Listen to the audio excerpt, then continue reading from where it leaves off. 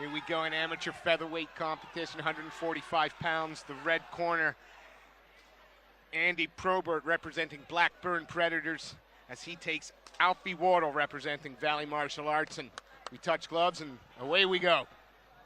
Yeah, Southpaw versus Orthodox again. We've seen a few of these tonight. And Southpaw with a big height and reach advantage. I mean, Wardle is a big old lump at this weight. A nice head kick, followed by the straight left from Probert. Wardle fires back immediately with a big right hand. Coming in aggressive, but he might get caught in a guillotine there. And you see Probert just taking his time. He's trying to set up the choke. He hasn't got the right arm connected at the moment. Just trying to find the spot that he wants with the left. Wardle fighting the hand. Probert now trying to connect the hands. He's gone to the underhook now. It's interesting that you saw there some nice striking from the outside from Probert, using his range well. Some good head kicks. Now he's looking to cinch up that guillotine a little bit tighter. But 2-on-1 grip for the hand from Wardle, and he breaks free of that, only to put his head back in the armpit.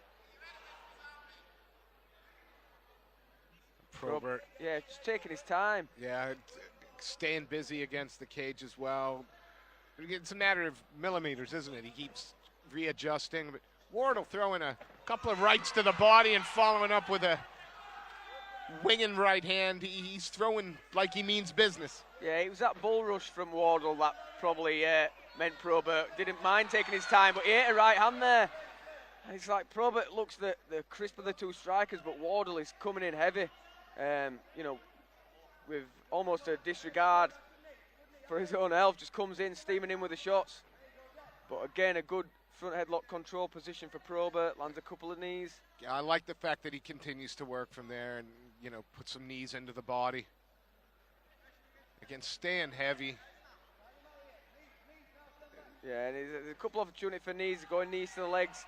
So these, not knees to the head in these amateur rules. It's almost like he's listening to you, Mr. Ferris. He hammers another knee into the thigh. It goes almost, Wardle almost giving an exit out to his back. Another good knee to the body there. And Wardle just looking like he didn't have many ideas to get out of this position. He's giving his back up and then a big left coming in, but Probert backs it off again in no rush. And he goes for the head kick, using his long limbs to his advantage. And he's got Wardle back up on the fence, but he eats a massive right again. It's one shot makes the difference here. Yeah, you can see he's a stocky, like muscled, powerful guy. And you see it, he wings that. It's like a 100-mile-an-hour pitch. Good kick to the body. That echoed throughout the guild hall, that did. And Probert again back to using his range, popping the jab out. And a very interesting first round, Steve. Yeah, stylistically a really interesting fight. Again, we've got the kind of the bull rush, go forward power attitude of Wardle. Probert playing more of the matador. Very interesting fight. Yeah, and you know, to me it looks like, in terms of the technicality of the striking, you've got Probert, you know, ahead. But Wardle looks like the kind of guy who can, you know, flip things around in an instant just by, you know, pure aggression, coming forward and putting everything into his shots. And he, you know, he has been picked off with some jabs and some nice head kicks. But when he comes in and he means business, it's definitely getting Probert's attention. The next round is going to be a matter of who can get the range of this fight where they want it. Probert, though, the thing is, seems happy at distance and also really tight up close in the clinch as well. It's not giving Wardle a whole lot of working space. Yeah, it's that mid-range that Wardle can work in. He don't want to work on the end of his jab, but on the inside of the clinch, that front headlock we've seen Probert do well. Well, interesting to see how things play out in the second round. Oh, again, you know, he puts it all into that right hand. Nice kick to the body there. Probert back on the kicks, staying long, using the limbs to his advantage. And a nice little short right hand there. Just he was anticipating that overhand from Alfie there. Probert also trying to keep, you know, as they move, he's keeping his foot just on the outside of Wardle's with more, you know, with more consistency, controlling where he wants that fight to be. Yeah. And the range of his shots. And Wardle, you know, good little bull rush there from Probert coming back, but Wardle's combinations are starting to become predictable. He's going left hook, right overhand, and Probert's starting to see it coming. And when he knows it's coming, they're a lot easier for him to evade. And then we get a, repeat of the first round, almost to the minute. We're back to the cage. Probert being heavy, taking his time, shots to the body, changing level now, looking for that single. Yeah, it goes to the far ankle as well to try and finish it. Done and well. Does, very nice. First time we've actually hit the mat. Probert on top. And banging his corner as well. Yeah, it's always an advantage, especially for an amateur fighter, to be right in your corner there, listen to the advice. He's still caught a little bit in the half guard, but, he might as well, for all intents and purposes, there be in side control.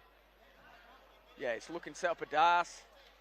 Grabbing his own bicep. Yeah, he's got that right hand through. It's his long arms that he's managed to snake them through. I'm sure it's something he gets in the gym all the time with, being a tall guy, having lanky limbs. And it makes him harder to get it tight straight away, but it means he can lock it on and work from that position. What's he need to do? He needs to step over? Yeah, it'd be good if he can get his leg free, because then he can drop his hip and put some more pressure on it. So that's why Wardle was able to keep that off a little bit, because he was holding a leg, and now Probert's giving it up. But again, just the control Probert's showing here. Wardle thoroughly defensive here. Careful not to give his neck or arm up. Yeah, and now he's going to the half Nelson to try and turn him to his back. A little bit of wrestling. Maybe looking for a choke round the opposite side this time. Working hard. Wardle just holding onto that leg with everything that he's got. He doesn't want his opponent to knee slide through from there. But to his credit, Probert's happy from that position. Yeah, posturing the up. old Randy Couture position. Let them hold the half guard, yeah. Then you've got some hip control. And now he's got the arms wrapped. And he's looking to pass into the full. No. I don't think he's going to have time to finish, but he's ending in a very good position. Some heavy hammer fists coming down. Yeah, good Wardle, left hand there from Probert. Wardle, as soon as a little space was there, had the wherewithal to push off with the leg. He was not out of this by any stretch, but got to be a 10-8 round under the new scoring criteria, you'd have thought. That's a dominant round, extremely dominant round there for Probert. He's got the top position early. He's threatened with a choke, and right at the end there, big flurry of punches. If we had another 30 seconds, we might have been looking at the end of the fight, possibly. Absolutely. But much better work, and it'll be interesting now. Most of the first round was fought on the feet. With one round left, Probert's seen how much success he can have on the ground, whether he sees that as the route to go straight away. Well, it didn't seem he had an answer for Probert off his back. It seems to me third verse, same as the second, please. But Wardle with that heavy right hand loading up on that. If it lands, he's still got a chance. Absolutely. So round 3 minutes left for him to take something from this fight. You can see well around the ribs on the right side of Wardle's body. Nice backhand there from Probert. And he immediately goes heavy on the neck and straight into full mount. And he's got lots of time to work now. Full mount, big shots coming in for Probert. He's picking them. They're landing as well. They're getting through. Yeah, getting through clean. Good shot selection from the mount. There's a fear. The referee is leaning in close now. Wardle, to his credit, rolls and gets away. Has he given up the rear naked? He's on his side. Probert goes back to the mount again, looking to tie up an arm for the quality of the ground and pound. And that's good, great work from him there. He's taking his time, he's being... trapping the hands and allowing him to get less shots off, but really clean. And this is good work. And Probert, I think this is going to be... He's busted Wardle open now. He's still trying to fire back. No quitting Wardle whatsoever. This kid is as tough as they come, but Probert's position and his accuracy is just... Yeah. He's fighting like mad off his back, but it's just too little... Yeah. Referee looking closely now, and it's over! Lovely work from Probert. That was an excellent finish. Oh, credit to Alfie Wardle. It's tough, but he had no way out. Technically, didn't have the answer for Probert there. And some heavy, well-picked off shots lands him a superb TKO finish. That's an excellent performance. Yeah, fantastic finish there from Probert, but take absolutely nothing away from Alfie Wardle. He was here to fight until the end, and fight he did. What a phenomenal 3-round war between these two. Yeah, Probert just realised where he had the extra edge in the second round there, and on the ground, got the mount early, and he just scaled up the pressure. Lovely finish for him. Very nice finish. Again, Alfie Wardle with nothing to be ashamed of, man. Takes two to make a fight entertaining, and he was there right until the bitter end. Ladies and gentlemen, your appreciation, please, for our fighters. And so we have a result 1 minute and 10 seconds into round